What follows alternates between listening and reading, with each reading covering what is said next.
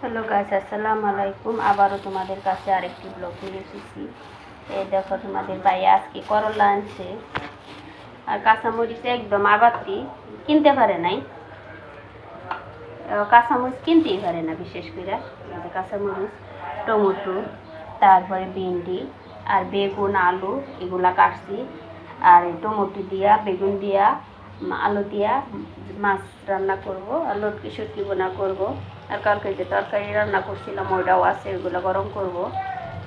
আর বিশেষ করে জানো, আমার কষ্টটা তুঙ্গর কাছে আমি আমার দুঃখের কথাটা কই, কার কাছে বললাম। তোমরা একটু দাঁড়াও, ভিডিওটা স্কিপ করবা না, পুরো ভিডিওটা আমার দেখবা।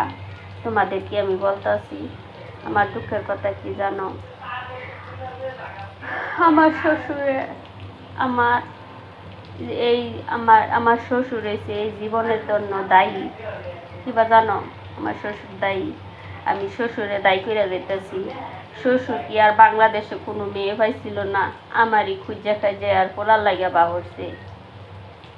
বিশ্বাস করবা, আমি দুঃখের কাছে তোমারটা কয়ে যাই। আজকে যদি এই শ্বশুরে আমার যদি এই সংসারের মধ্যে না আনতো, তাইলে আমার এই খাড়া লাগতো। অন্য কোনো মেয়ে পাইছিল না আমার শ্বশুরে আমার দাদি হরির বলাকে লিখে আমার এনে জড়াইলো এই সংসারটার মধ্যে।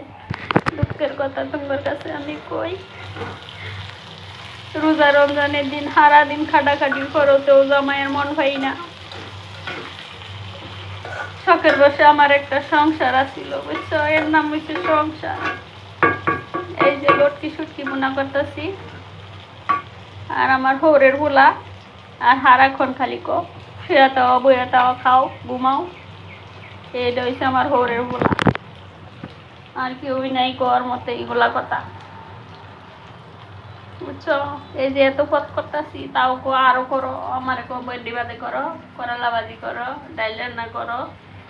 তারপরে এইগুলা করছি, তাও হইব না, 4টা 5টা পথ লাগে। তারপর এটা হচ্ছে আমার হৌরের ভোলা, বুঝছো। এইটার জন্য দায়ী হয়েছে আমার শ্বশুর, বুঝছো।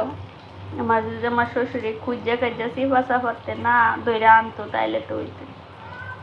এই সিফা সাফাতে খুঁজাই নেই, এই সংসারের মধ্যে আমারে ফালাইছে। এটার জন্য একমাত্র দায়ী হয়েছে আমার শ্বশুর। এই পর্যন্তই আমার ভিডিওটা। আল্লাহ হাফেজ।